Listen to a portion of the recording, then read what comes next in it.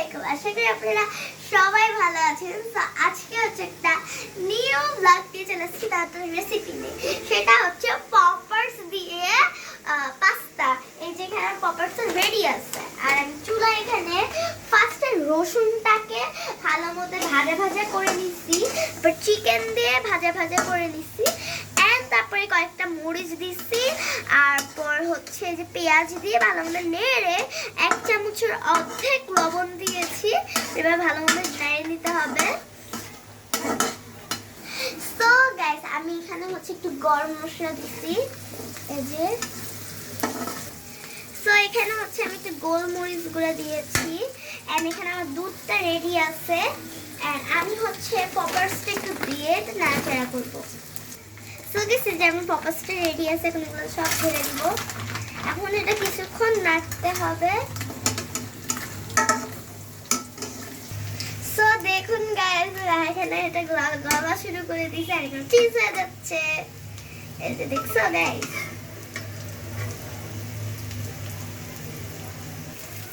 So guys, এখন হচ্ছে দুধটা দিয়ে দিব।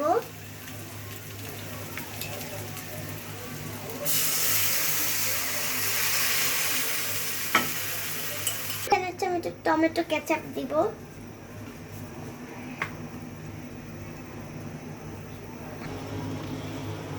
সো গাইস, এই যে এখানে আমি পাস্তার মশলাটা দিয়ে দিব।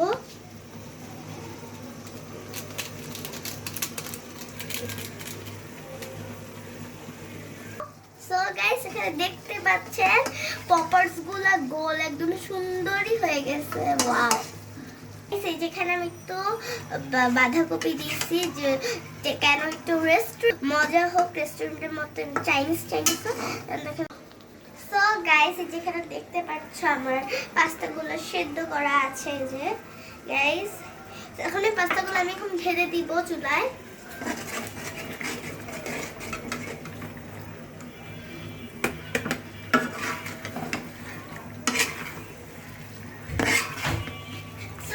এখন সেটা নেড়ে হচ্ছে আমার পাস্তাটা রান্না শেষ। আমি এখন এটা টেস্ট করবো। গাইস দেখো কত সুন্দর একটা কালার আসছে, পুরো ইয়াম্মি ইয়াম্মি। এটা আপনারা কিন্তু বাসায় বানাতে পারেন চিজি করে, এত সুন্দর। এখন আমি এটা আপনাদের টেস্ট করে দেখাবো। আমাদের মতো বাচ্চাদের মতো ইজিলি বাচ্চাদের টিফিনও দিতে পারে। সো গাইস, এই যে এটা খুবই গরম বলে আমি অল্প নিয়েছি। তো এটা হচ্ছে এখন আমি খেয়ে টেস্ট করে দেখাবো।